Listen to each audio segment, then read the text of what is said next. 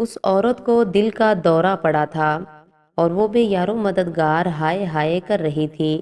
اس کے ساتھ اس کا خاوند تھا جو اس کی مدد کرنے سے قاصر تھا۔ پاکستانی گاڑیوں میں میڈیکل ایڈ کا ملنا ناممکنات میں شامل ہے۔ یہاں ہسپتالوں میں میڈیکل ایڈ نہیں ملتی۔ یہ تو ریل گاڑی کا ڈبہ تھا اور گاڑی پوری رفتار سے بھاگی چلی جا رہی تھی۔ گاڑی کے دیو ہیکل پہیے لائن کے ساتھ رگڑ لگاتے شور مچاتے چلے جا رہے تھے۔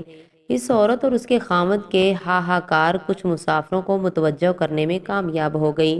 کچھ نیک دل مرد و زن اس کی مدد کو آئے، اسے پانی پلانے کی کوشش ہوئی، اس کے پاؤں کے تلوے مسلے گئے لیکن کوئی افاقہ نہ ہوا۔ اسی اثناء میں گاڑی اسٹیشن پر رکی تو ایک مسافر ریلوے پولیس والوں کو ڈھونڈ کر لے آیا، جس نے ان دونوں کو گاڑی سے اتارا اور باہر لا کر ہسپتال کا راستہ بتا کر واپس اپنی ڈیوٹی پر چلا گیا۔ میں ان دنوں سول ہسپتال میں میڈیکل افسر تھا۔ یہ کوئی 30 سال پہلے کی بات ہے۔ ان دنوں چھوٹے شہروں میں سول ہسپتال ہوا کرتے تھے جہاں 1 یا 2 ڈاکٹر تعینات ہوتے تھے۔ ان میں جو بڑا ہوتا تھا وہ سول سرجن کہلاتا تھا۔ میں ان دنوں اکیلا ہی سول سرجن تھا اور مجھے بچوں کے ختنے سے لے کر دل کے دوروں اور حادثات تک کو خود ہی سنبھالنا پڑتا تھا۔ پوسٹ مارٹم کے ساتھ ساتھ ان کیسوں کی گواہی کے لیے عدالتوں کی حاضری کی اضافی ذمہ داری بھی مجبوری تھی۔ وہ عورت خوش قسمت تھی، اتنی دیر انجائنا کا درد برداشت کر رہی تھی۔ اس کا بلڈ پریشر شوٹ کر گیا تھا لیکن اس کی ECG ابھی تقریباً ٹھیک تھی۔ دل کے دورے کے لیے تو اسے صرف انجسٹ کی ضرورت تھی جو اس کی زبان کے نیچے رکھنے سے اسے کافی ریلیف مل گیا تھا، لیکن اس کا بلڈ پریشر نیچے لانے کے لیے اسے ہسپتال میں داخل کرنا پڑا۔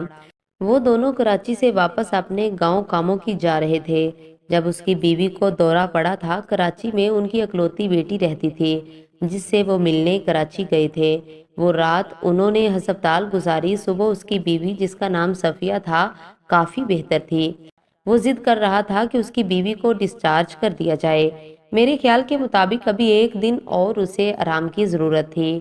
مجھے اس دن سیشن کورٹ پیش ہونا تھا۔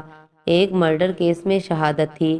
وہاں دن کے 2 بج گئے۔ پہلے جج صاحب نے باری آنے تک بٹھائے رکھا، پھر وکیل صاحب نے اتنے سوال و جواب کیے، ساری دوپہر غارت ہو گئی۔ شکر ہے میری شہادت لے لی گئی، ورنہ میں تو یہاں ایک کیس کے لیے کئی بار پیش ہونا پڑتا ہے۔ لوگ سالہ سال انصاف کے لیے ذلیل ہوتے رہتے ہیں۔ 1 گھنٹے کا واپسی کا سفر تھا اور میں تھکا ہوا تھا۔ گھر آ کر کھانا کھایا اور لیٹ گیا۔ ابھی زیادہ دیر نہیں ہوئی تھی کہ گھنٹی بجی۔ مجھے اٹھ کر باہر جانا پڑا۔ ہسپتال کا چپڑاسی تھا، اس نے بتایا کہ ایک مریض بے ہوش ہو گیا ہے۔ کچھ لوگ اور ہسپتال کا عملہ ایک مریض کے گرد گھیرا ڈالے کھڑے ہیں۔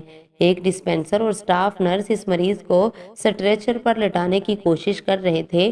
وہ ہچکیاں لے رہا تھا اور نیم بے ہوش تھا۔ میں نے ابھی اس کی نبض چیک کرنا چاہی تھی کہ اس کی ہچکی بند ہو گئی۔ اس کے منہ سے جاگ سے نکلی اور اس کی آنکھوں کی پتلیاں پھیلتی چلی گئی۔ میں نے اس کی چھاتی کا مساج کیا اور مصنوعی تنفس دینے کی کوشش کرتا رہا۔ میں نے سٹاف کو کاغذی کارروائی کرنے اور ڈیڈ باڈی لواحقین کے حوالے کرنے کو کہا۔ اس کے لواحقین میں واحد اس کی بیوی تھی جو ابھی بین کر کر کے رو رہی تھی۔ مجھے حیرت ہوئی، یہ عورت تو کل رات ایمرجنسی میں دل کے دورے کے ساتھ آئی تھی۔ اس کا خاوند اس کے علاج اور جلد شفا یابی کے لیے کتنا بے چین تھا۔ وہی صبح اپنی بیوی کو ہسپتال سے ڈسچارج کروا کر گھر جانا چاہتا تھا۔ اب وہی سٹریچر پر بے حس و حرکت پڑا تھا اور اس کی بیوی اس کے لیے بین کر کے رو رہی تھی۔ اسے دل کا شدید دورہ پڑا تھا اور وہ ہسپتال میں ہونے کے باوجود میڈیکل ایڈ نہ ملنے کی وجہ سے اللہ کو پیارا ہو گیا۔ اس کو شدید قسم کا MI ہوا تھا۔ قدرت کا لکھا اٹل ہوتا ہے۔ کل وہ اپنی بیوی کی شفا یابی کی کوشش کر رہا تھا، آج اس کی بیوی اس کی ڈیڈ باڈی وصول کر رہی تھی۔